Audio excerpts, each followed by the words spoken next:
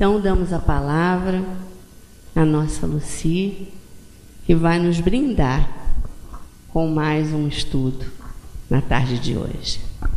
Boa tarde a todos e a todas. Como disse a nossa irmã, que a paz de Jesus esteja nos nossos corações.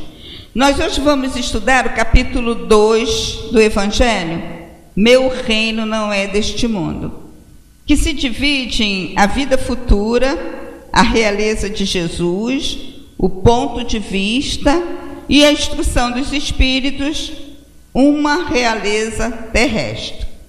A mensagem evangélica de João nos fala o seguinte: tendo Pilatos entrado de novo no palácio e feito vir Jesus à sua presença, perguntou-lhe: És o rei dos judeus? Respondeu-lhe Jesus: Meu reino não é deste mundo. Se o meu reino fosse deste mundo, os meus súditos teriam combatido para impedir que eu caísse nas mãos dos judeus. Mas o meu reino ainda não é aqui. Disse-lhe então Pilatos: Logo tu és rei. Jesus lhe respondeu: Tu dizes, sou rei. Não nasci e não vim a este mundo, senão para dar testemunho da verdade. Aquele que pertence à verdade, escuta a minha voz.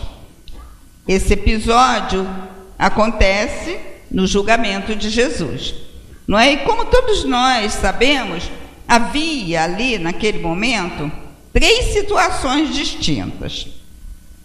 O poderio romano, que subjugava aquele povo judeu, que já vinha, né? Nós tivemos a Semana Santa, toda aquela história, né, da passagem do Mar Vermelho, aquilo tudo que nós já sabemos. Então nós temos ali, eles saem, né, os judeus saem, vão procurar o seu caminho, a sua vida, e se estabelece todo naquela região. Então nós temos ali o poder romano, mais uma vez, subjugando aquele povo, escravizando aquele povo, o poder judaico, né, que há pouco tempo, num estudo que a gente tem lá no Centro Espírita de Jacarepaguá, por causa da Semana Santa, as senhorinhas, já algumas bem mais caminhantes do que eu, elas ficavam naquela dúvida: como é que era, como é que não era? Por quê? Porque uma delas viu um filme e eram muitos questionamentos com relação a isso. Então nós tivemos que explicar que naquele tempo, o que acontecia? A religião caminhava junto com o poder material. Então havia toda aquela discussão, porque os sacerdotes tanto eram do templo como eram do poder material efetivo, né? Do comando de toda aquela região. Então havia um interesse ali em eliminar Jesus, porque Jesus incomodou aquele povo.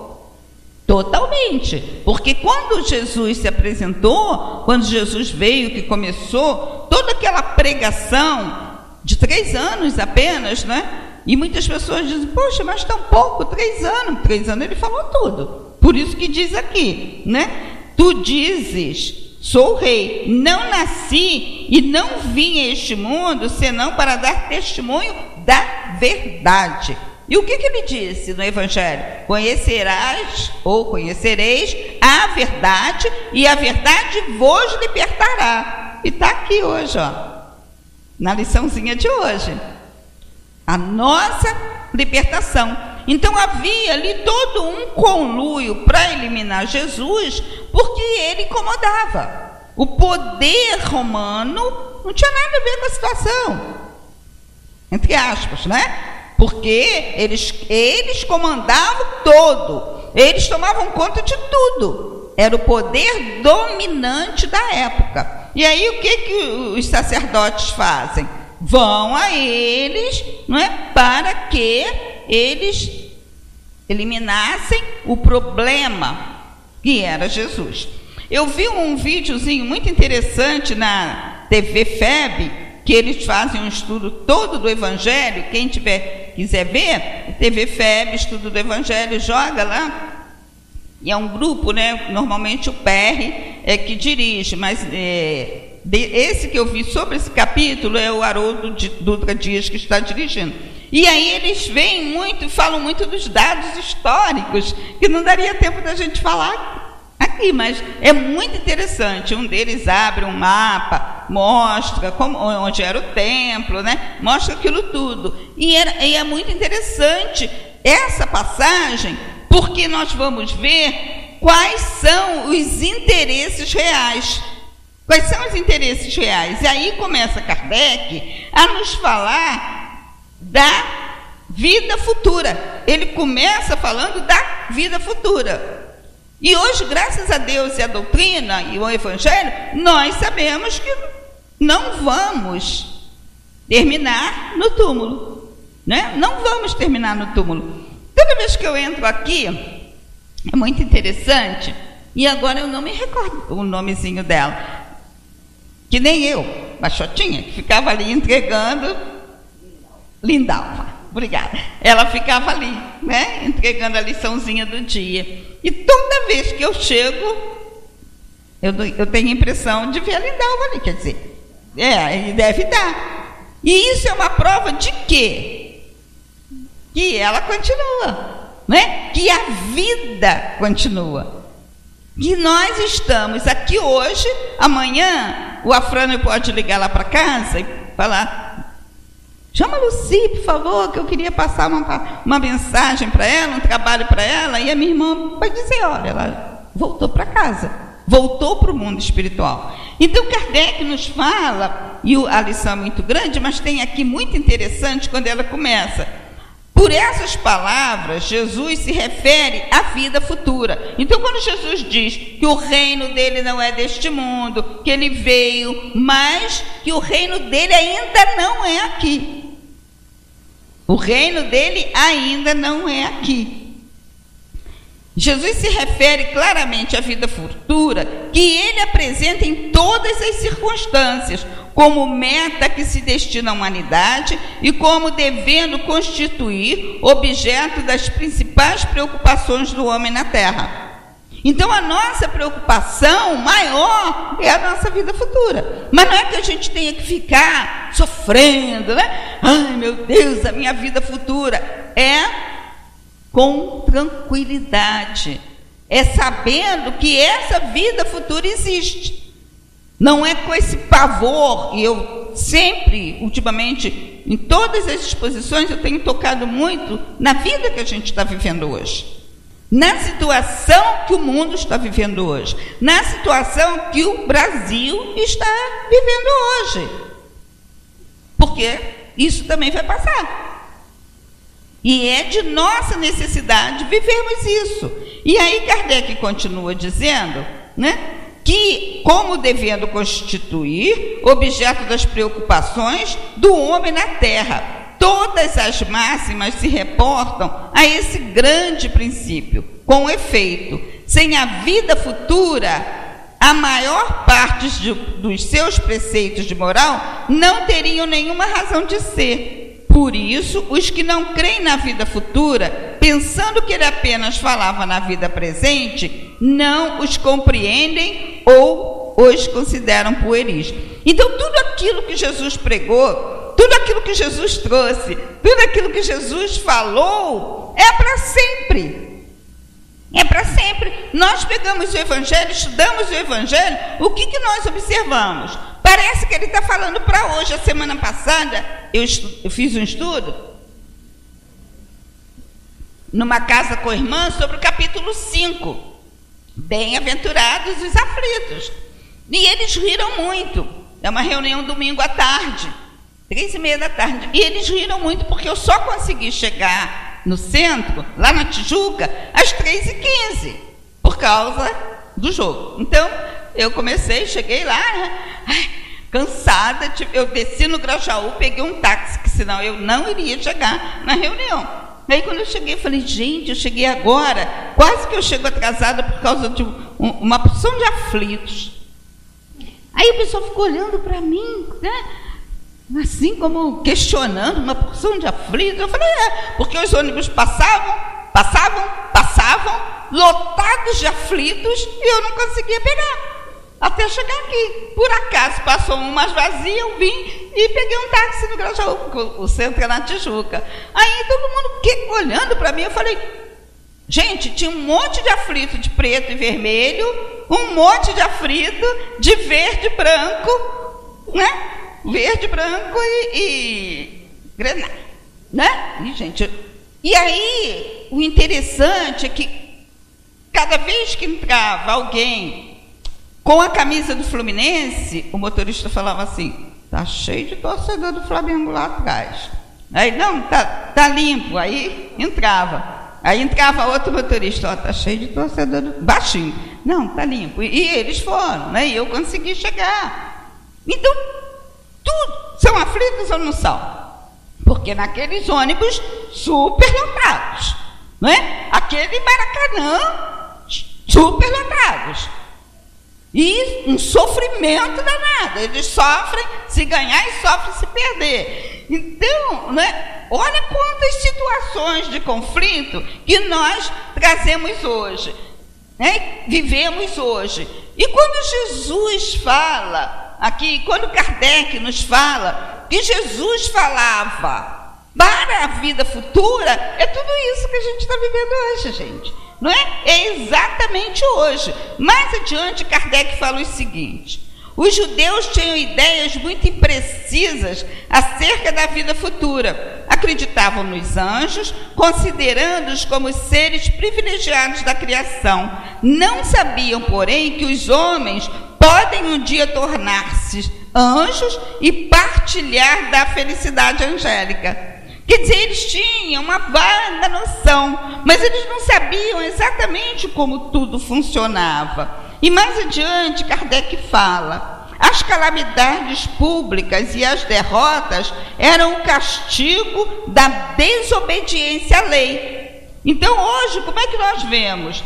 As calamidades públicas e as derrotas são castigos para aqueles que não cumprem a lei, ou são oportunidades que nós temos para vivenciarmos o Evangelho de Jesus? Hoje a doutrina nos traz esse leque de informações e que nós sabemos, né, que nós precisamos passar por uma série de situações. As desobediências às leis é o mau uso de quê? Do nosso livre-arbítrio, que está aqui, ó, o mau uso da nossa liberdade. Todo mundo tem o direito, como diz a lição, e como ela colocou muito bem, nós hoje sabemos, e a Joana de Ângeles nos diz isso, eu não sou psicóloga, mas eu gosto de ler, e tudo isso, nós somos os únicos arquitetos de tudo o que nós vivenciamos hoje. Não é? Se nós, como o Evangelho nos fala, procurássemos minimamente viver esse Evangelho, nós teríamos menos sofrimento. E aí Kardec nos fala também, e eu fui lá no capítulo 5, ele me persegue, né? Falei dele, né? E Kardec nos fala também que naquele tempo Moisés não podia dar todos esses conhecimentos para aquele povo. O povo ainda não conseguiria absorver aquilo tudo. E exatamente por isso vem Kardec, vem Jesus. E o interessante de tudo é a sequência, não é? A sequência conforme é igual ao bebê que está lá conversando. Né? Por enquanto ele está lá falando o tati-bitati dele, né? Daqui a pouco ele vai começar a caminhar, vai começar a falar, e as informações vão chegando até ele na medida em que ele vai crescendo, na medida em que ele vai tendo a condição do entendimento. Da mesma maneira é conosco, na vida espiritual. À medida que nós vamos crescendo, nós vamos absorvendo mais e mais. Nós falamos há pouco do Livro dos Espíritos. A cada vez que você lê, tem uma visão diferente, não é?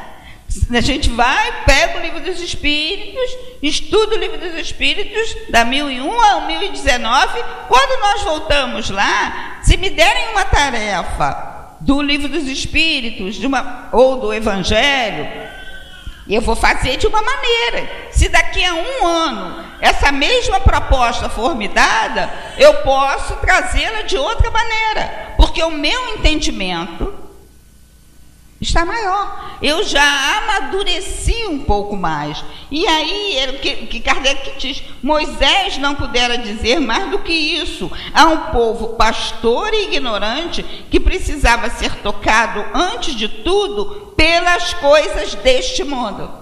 Então, por isso é que Moisés primeiro veio com o olho por olho, o dente por dente, aquela lição embrutecida, porque era a lição que aquele povo compreendia, né? Era aquilo que ele poderia absorver. Da mesma maneira, quando a gente diz, hoje, eu acredito que não tenho mais povoados para serem descobertos, né? Eu acho que tudo que tinha que acontecer já aconteceu, ainda mais agora nessa transição toda. Mas quando os portugueses chegaram aqui, quantas novidades eles encontraram com os nossos índios e quantas coisas eles aprenderam com eles.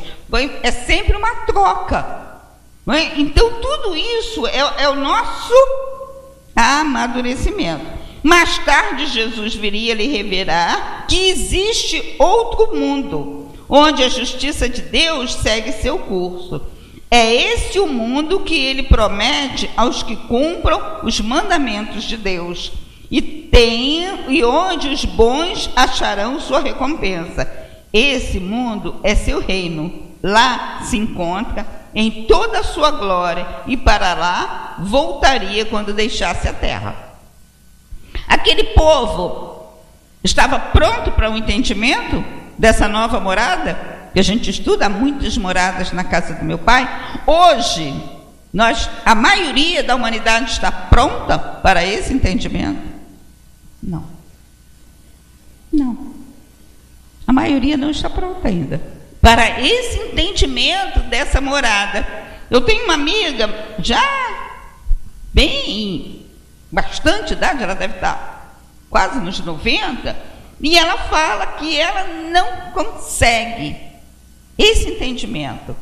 Ela fala duas coisas: entender felicidade, ela não consegue alcançar, não consegue o que é felicidade, e ela não consegue mentalizar, visualizar esse esplendor do reino de Deus. Ela não consegue, porque a matéria, né? Isso não é ela que diz, mas é o que a gente percebe. A matéria ainda está muito dominante, né? A matéria está muito dominante, então ela não consegue fazer essa diferença. Então, a felicidade, quando a gente estuda e fala da felicidade, felicidade é estar aqui agora. É uma felicidade, né? Felicidade é domingo, quem tem filho, se reunir com seus filhos, se reunir com a família. Não, felicidade é uma coisa tão efêmera que, se eu sair agora e perguntar, pegar esse microfone e perguntar, cada um vai dizer para mim: felicidade é isso, felicidade é aquilo. Para uns é ter o carrão do ano, né? Para outros é ter o apartamento na Barra, para outros. Então, felicidade é efêmera demais. E é por isso que a gente não consegue alcançar esse reino de Deus, esse reino de Jesus.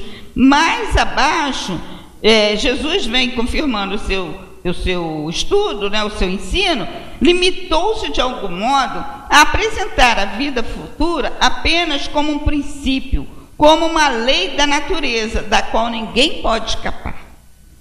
Ninguém pode escapar da vida futura e dessa felicidade, porque a nossa irmã colocou, eu tenho uma implicânciazinha com a coisa de nós somos espíritos inferiores. Eu implico um pouquinho com isso.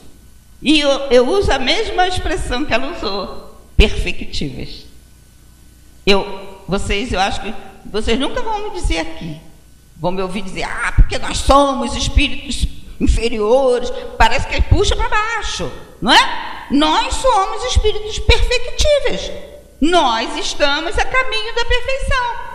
Escorregamos aqui, escorregamos ali, escorregamos, gente, mas ainda faz parte do processo. E aí mais abaixo, Kardec nos fala, o Espiritismo veio completar nesse ponto, como em vários outros, o ensino do Cristo, quando os homens se mostrarem bastante maduros para compreender a verdade. Com o Espiritismo, a vida futura não é mais um simples artigo de fé, uma hipótese, torna-se uma realidade material demonstrada pelos fatos, pois são as testemunhas oculares que a descreveram em todas as suas fases e em todas as suas peripécias.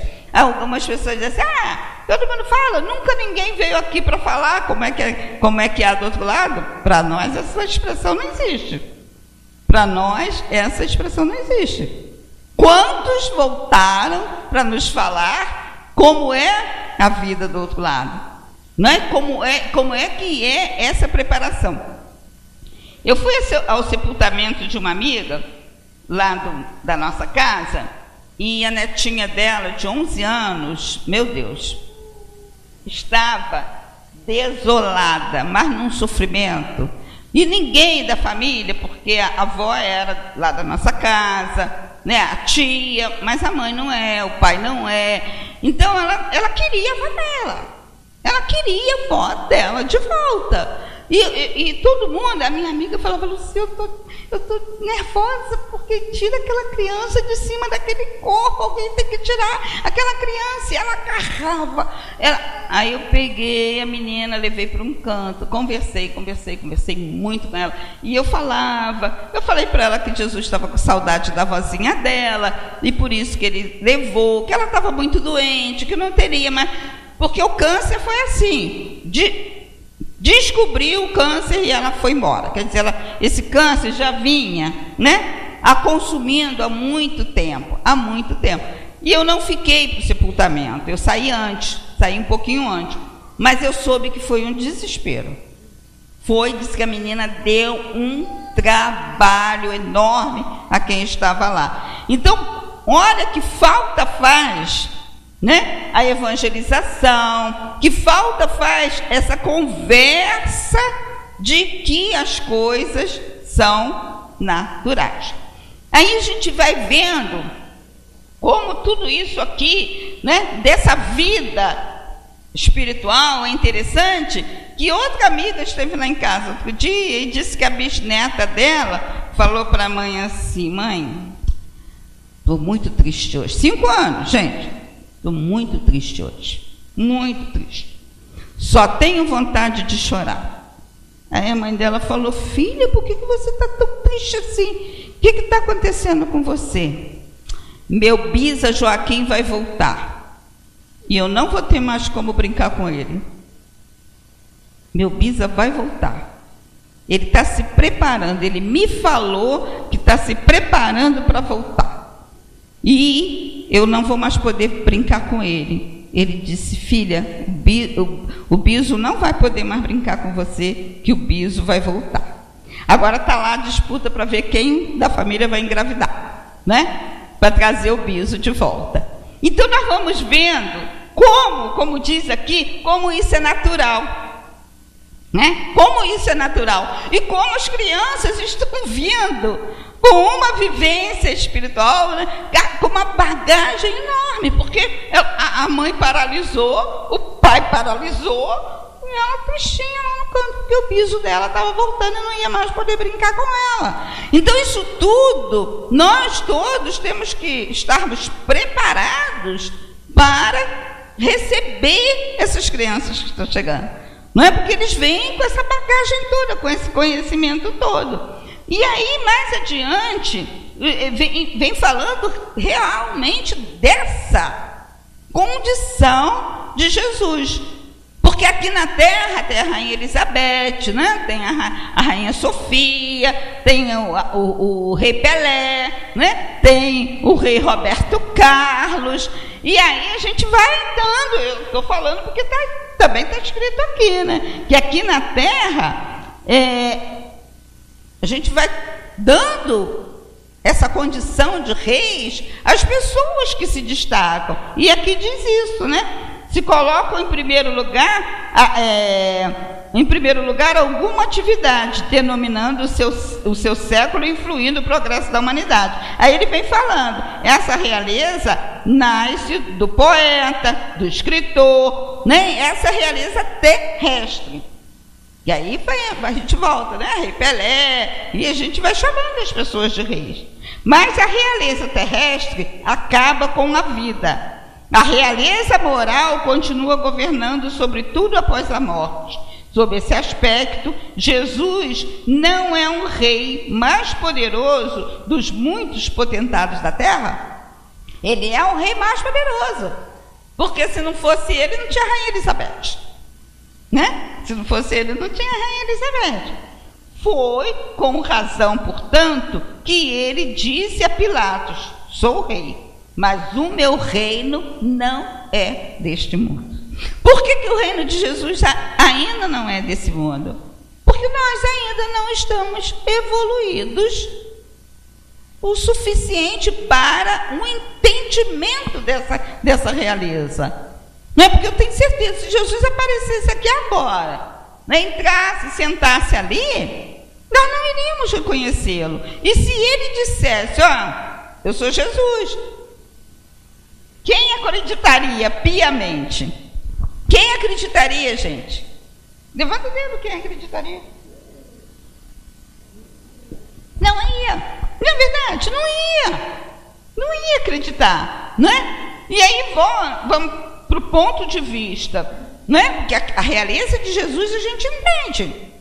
Ele é o rei porque ele é o Filho de Deus. Mas não é essa realeza que nós conhecemos, né? E ele diz: sou o rei, mas não sou nesse mundo.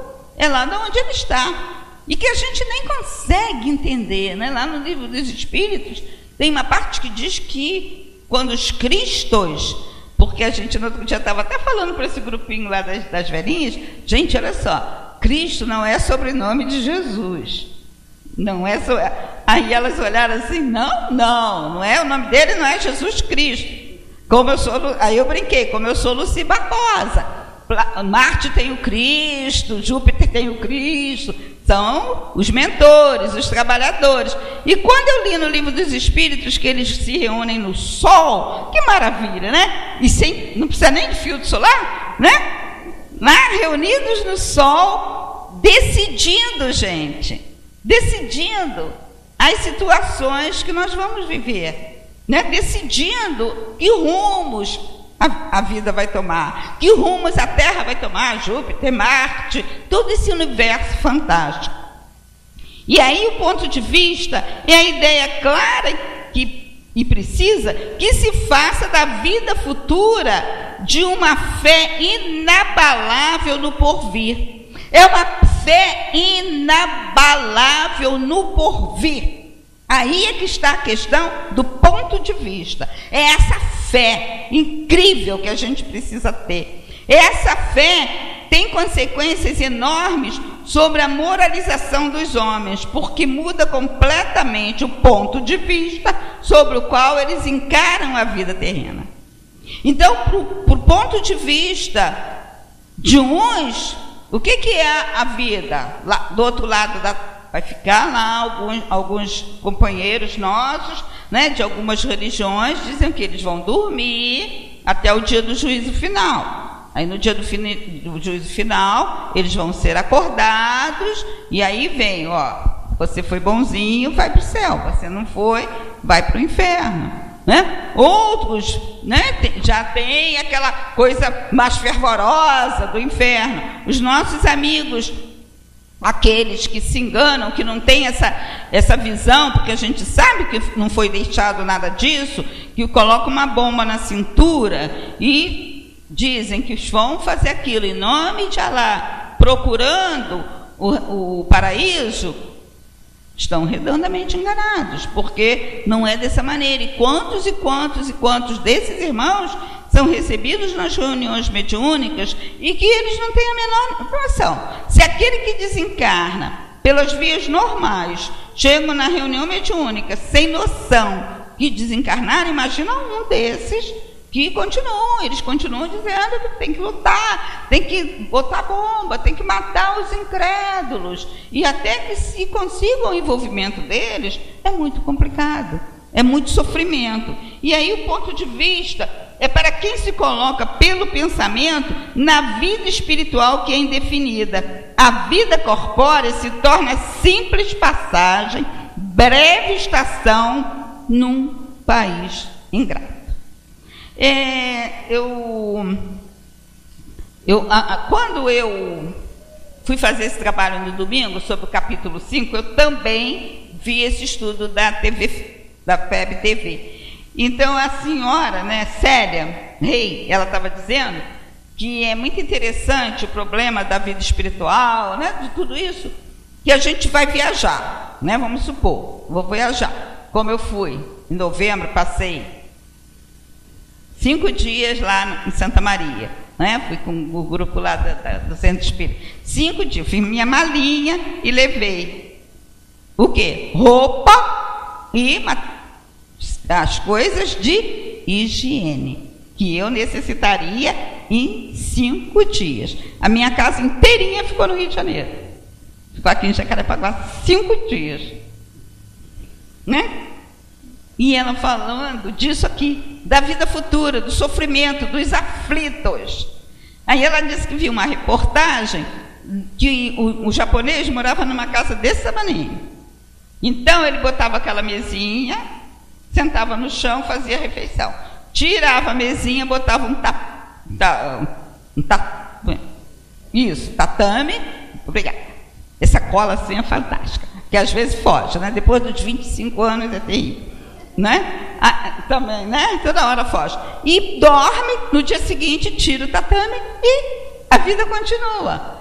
Então essas necessidades, não é, que a gente vai acumulando e trazendo sofrimento, porque a gente ainda só visa a coisa material. Não que isso seja ruim, gente. A gente precisa ter nossa casa, a gente precisa ter a nossa roupa, o nosso conforto. Ninguém quer falar aqui o contrário, mas é que a vida material vai nos absorvendo de tal maneira que, se a gente não pensar na vida espiritual, quando a gente vai lá para o outro lado, vai sofrer muito. Vai chegar lá do outro lado e sofrer muito, né? Igual a minha amiga falando assim: eu só penso na minha cristaleira. Quando eu morrer, quem vai ficar com a minha cristaleira? Aí eu falei: meu Deus do céu, ainda bem que não vai ser para mim. Já pensou ela sentada lá em casa, do lado da cristaleira dela?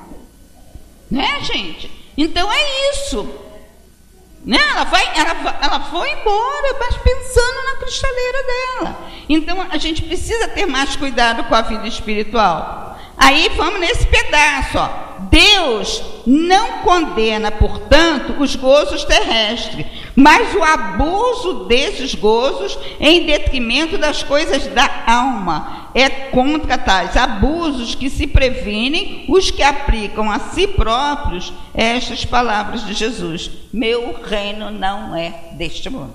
Então não é condenável não, gente. Quem tiver condição de ter o carrinho do ano, trabalhar lá duro para conseguir o seu dinheirinho lá e comprar, aqui o Evangelho está dizendo: nós temos direito de viver. O problema é que nós não pensamos lá do outro lado.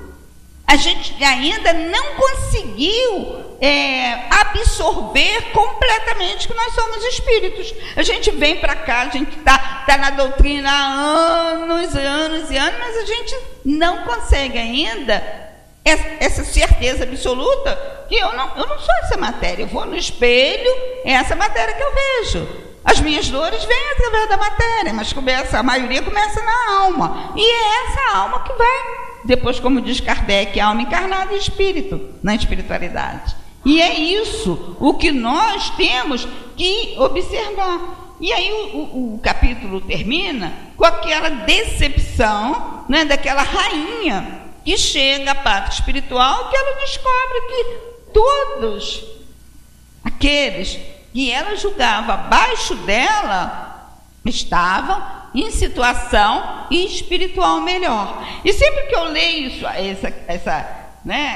essa última parte, uma realeza terrestre, eu me lembro do seu José Jorge, lá do Leon Denis, que as pessoas, né, ele já desencarnou bem velhinho, as pessoas perguntavam para ele: seu José Jorge, o senhor tem medo de morrer? Ele dizia: não, tem vergonha.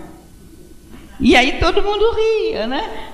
Porque ele brincava: não, eu tenho vergonha de chegar lá do outro lado e se deparar com aquilo tudo que ficou faltando. E uma vez no Extra, que o Gerson Simões Monteiro, né, escrevia no Extra, uma vez numa das crônicas ele colocou isso, que às vezes a gente chega lá e a nossa consciência, que foi falado tanto, quando nós nos deparamos com ela, com a nossa consciência, a gente às vezes sofre mais pelo que deixou de fazer do que pelo que fez.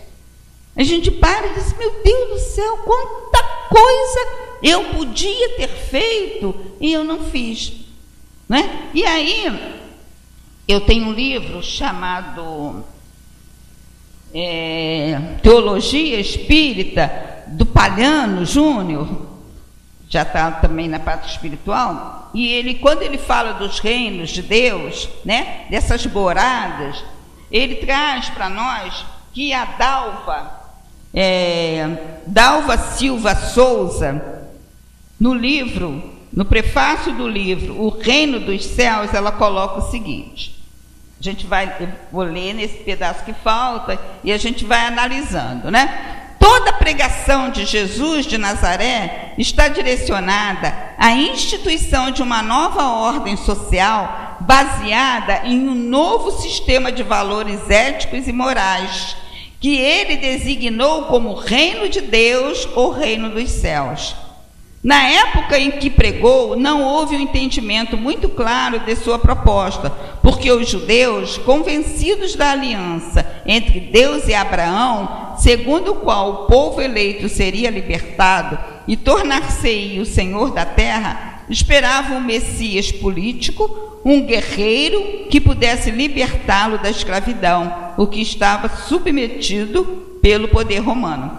Eu tenho uma amiga muito querida. Ela é judia. E ela um dia me chamou para almoçar na casa dela. Ela fez toda aquela comida judaica, levou aquele pão, né? Ázimo, né? Aquilo tudo para eu conhecer. Aí almoçamos e eu não estava entendendo muito porque que ela me havia feito aquele convite. Aí depois fomos para a sala e ela veio me falar, gente, muito sofrimento,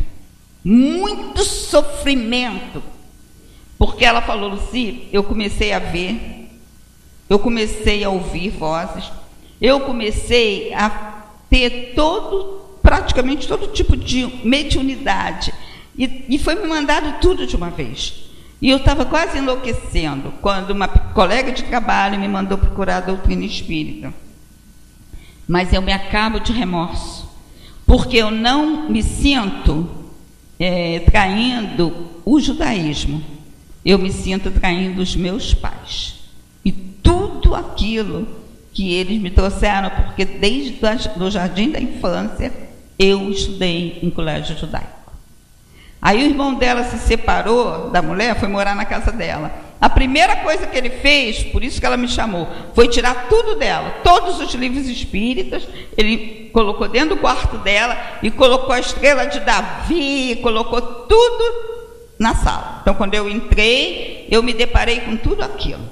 E aí, gente, foi muito sofrimento, muita dor. Hoje ela brinca, ela diz hoje que ela é as 3 revelações: Moisés, Jesus e o Espiritismo.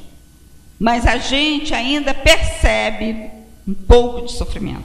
E aqui, ó, tá aqui, né? Porque aquele povo, ele tem, né, essa coisa de Moisés, essa coisa a gente vê nos noticiários, né? é o preso do sofrimento, da escravidão, daquilo tudo. Então, a minha amiga sofre até hoje.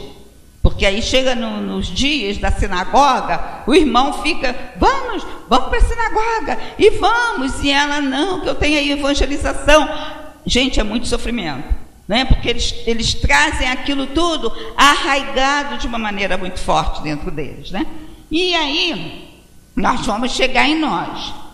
Ao longo dos séculos, apesar da difusão do cristianismo entre tantos povos, continua a haver um equívoco quanto à implantação desse reino. Acredita a maioria na ocorrência de um fenômeno maravilhoso, em que trombetas soarão, permitindo o aparecimento dos anjos do céu, que virão anunciar em altos brados a chegada do novo reino, como se essa renovação pudesse fazer-se por imposição autoritária de fora para dentro. Então, o reino de Deus está onde, gente? Dentro de nós. Não vai ser com essa imposição, com essa autoridade. Somos nós que temos que abraçar o reino de Deus. E a Dalva termina dizendo assim, na verdade, Jesus mencionava uma edificação social que deveria iniciar-se no coração de cada um. O conhecimento das leis morais que regem a vida gerará modificações profundas no caráter do indivíduo, renovando-o moralmente. A coletividade formada por esses indivíduos renovados reestruturará as instituições sociais, criando um novo estilo de vida, uma nova ordem social, um novo conceito de relacionamento interpessoal, baseado na fraternidade e no respeito. Essa proposição do Cristo, contudo, implica trabalho constante e árduo de educação. Tem sido, pois, mais fácil manter a ilusão de que práticas mágicas, ritualísticas poderão ter o efeito fabuloso de alterar todas as coisas à revelia do homem. Então, nada vai ser alterado à nossa revelia. Ontem, quando o nosso estudo sistematizado terminou, uma companheira pediu a palavra e ela ligou o celular dizendo, não sei se os irmãos souberam, que juristas espíritas e juristas católicos tiveram ontem com a ministra Carmen Lúcia pedindo para que aquela lei que está lá para votar sobre o aborto não fosse colocada nem no Senado, né, nem na Câmara. E ela, eu tenho a foto, a minha amiga depois me mostrou a foto, aquele grupo, o Orani, né, Tempesta e outros, e os juristas católicos e espíritas foram juntos. E ela prometeu que a lei, ela não vai botar em votação. Não vai botar em votação. Então, é isso que está falando aqui. Não é? É o que está falando aqui. E é o que o Chico dizia, que a religião do futuro, e depois o Geraldo Guimarães, conversando comigo uma vez, ele me falou isso. Ele repetia sempre o que o Chico dizia, o Jorge Andréa dizia a mesma coisa, que a religião do futuro, os ismos não vão acabar, protestantismo, islamismo, nada disso vai terminar, mas que a religião do futuro será a fraternidade. O nome da religião será fraternidade. E é isso que a nossa irmã Dalva fala aqui. Então não haverá, né? Vai estourar amanhã. Deus chama Jesus, Jesus vai lá, meu filho, acaba logo com tudo aquilo lá na terra, bate o teu martelo, separa o joio do trigo e vamos começar a vida nova. É assim que funciona, não é? É cada um no seu pedaço, cada um no seu ritmo, cada um de uma maneira, não é? Na sua religiosidade, sem que haja essa imposição de fora para dentro. Tudo tem que começar aqui. E é só felicidade, não é? é só felicidade, o reino de Jesus. Mesmo que a minha amiguinha lá diga que ela não consegue entender, né, ainda como é que é esse reino, porque eu acho que a gente fica muito, para encerrar mesmo, eu costumo brincar que eu falo aqui, né, parece calma, mas eu sou meio trem-bala, né? Eu sou muito agitada, muito. E aí, agora a Luísa fica me puxando, né? Minha irmã, vocês conhecem, né? Por que você está correndo tanto? Porque eu sou elétrica, né? Elétrica. Então, eu via, né? Anos atrás, eu acho que vocês viram, né? Aquela novelinha chamada A Viagem, né? E no primeiro, a segunda eu não me lembro, que eu não vi direito não, mas a primeira eu vi. E aí ficava no mundo espiritual, aquelas pessoas todas com aquelas roupas brancas e bege, andando para lá, andando para cá, aí os carneirinhos andando para lá, e olhava e falava assim: eu não quero esse céu para mim não. Gente, muito chato demais, né? Não, gente, muito chato, né? Porque Jesus falou assim: meu pai trabalha sempre e eu também. Então a gente vai chegar lá, até chegar aqui às 3h40 da tarde, quanta coisa eu fiz de manhã, né? Quanta coisa nós fizemos nessa manhã. Aí vai chegar lá, botar aquela roupinha bege, ficar lá, ouvindo harpa, ouvindo flauta, e lá, monotonia não, né, gente? Vamos continuar agitando, vamos continuar nos encontrando, vamos continuar nos abraçando, vamos continuar cantando, não é? E continuar vivendo, porque aqui é cópia de lá. Aqui é cópia de lá. Então nós podemos ser felizes aqui, agora já, que foi o tema do Teatro Municipal, dos 90 anos do Divaldo, né? Ser feliz hoje e ser mais feliz ainda lá. Que Jesus nos abençoe. Foi muito bom estar aqui mais uma vez e que a paz reine em nossos corações, como diz a lição. Obrigada por me ouvirem.